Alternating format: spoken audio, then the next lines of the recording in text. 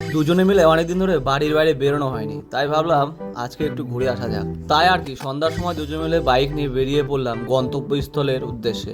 আর bike নিয়ে আমাদের পৌঁছাতে ওখানে সময় লাগবে আধা ঘন্টার মতো। আর আমরা কোথায় যাচ্ছি তোমরা ভিডিওটা শেষ পর্যন্ত দেখলেই বুঝতে পারবে। ওই জায়গাটা খুবই সুন্দর, একটা নিরিবিলি জায়গা, আমার কাছে তো খুবই ভালো লাগে, আশা করি তোমাদের কাছেও ভালো লাগবে। তো চলো ভিডিওটি দেখতে থাকো।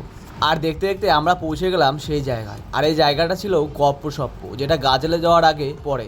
এর আগে হয়তো এখানে আমরা এসেছি, তাই ভালো লেগেছে জন্য আবারও আসলাম। আর এখানে লাইটিংটা আমার কাছে খুবই ভালো লাগে, সুন্দর একটি লাইটিং। আর এটা কিন্তু কোনো পাকা বিল্ডিং বা রেস্টুরেন্টের মতো নয়, চারিদিকে চাটাইয়ের কাজ করা বেশ সাজানো গোছানো একটা রেস্টুরেন্ট। এই রেস্টুরেন্টে আসলে মনটা যেন একটু শান্তি হয়ে যায়। তো যাই হোক, দুজনে মিলে একটা ক্যাবিনে বসে পড়লাম। আর এরপরে আমাদের দিয়ে গেল একটা বোতল জল আর মেনু কার্ড। এরপরে আমরা মেনু কার্ড দেখে আমরা অর্ডার দিয়ে দিলাম 1 গ্লাস লস্যি আর 1 কাপ কোল্ড কফি। এখানে কিন্তু অনেক কিছুই পাওয়া যায়, তো আমরা ভেবেছিলাম তেমন কিছু খাবো না, তাই ওই দুটোই অর্ডার দিয়ে দিলাম। আর কিছুক্ষণের মধ্যে আমাদের অর্ডারটাও চলে আসলো। ও নিয়েছিল কোল্ড কফি আর আমি নিয়েছিলাম লস্যি। তো যাই হোক, দুজনে মিলে একসঙ্গে বসে খেতে শুরু করে দিলাম। লস্যি তো এর আগে আমি অনেক খেয়েছি, কিন্তু আজকে যে লস্যিটা খেলাম এই লস্যিটার স্বাদ একটু আলাদা। খুব সুন্দর হয়েছিল লস্যিটার স্বাদ, কিন্তু দামও একটু বেশি। 80 টাকা গ্লাস নিয়েছিল এই লস্যিটার দাম।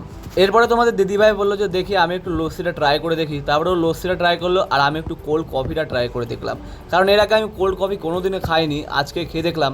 তবে কোল্ড কফিটা একটু গরম হয়ে গেছিলো, জানি না কেন। এরপরেই ঘটলো আসল ঘটনা। আসলে আমরা ফিশ ফ্রাই খাওয়ার জন্য অর্ডার দিয়েছি, আর তখনই আকাশে পুরো মেঘ ছেয়ে গেছে, আর এদিকে পুরো মেঘ গর্জন করছে।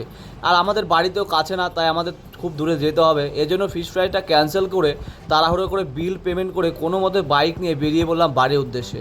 আর বাড়ি যেতে পৌঁছাতে পারবো কি পারবো না সেটাই ভয় লাগছিল, কারণ মেঘ যেভাবে ডাকছিল ভেবেছিলাম হয়তো রাস্তাতেই বৃষ্টি চলে আসবে। তো যাই হোক, ঠাকুরের নাম নিয়ে দুজনে মিলে বেরিয়ে পড়লাম। আর ভিডিওটি ভালো লাগলে অবশ্যই লাইক কমেন্ট শেয়ার করতে ভুলবে না। দেখা হবে অন্য একটা নতুন ভিডিও নিয়ে। ততক্ষণ ভালো থেকো, সুস্থ থেকো, বাই বাই।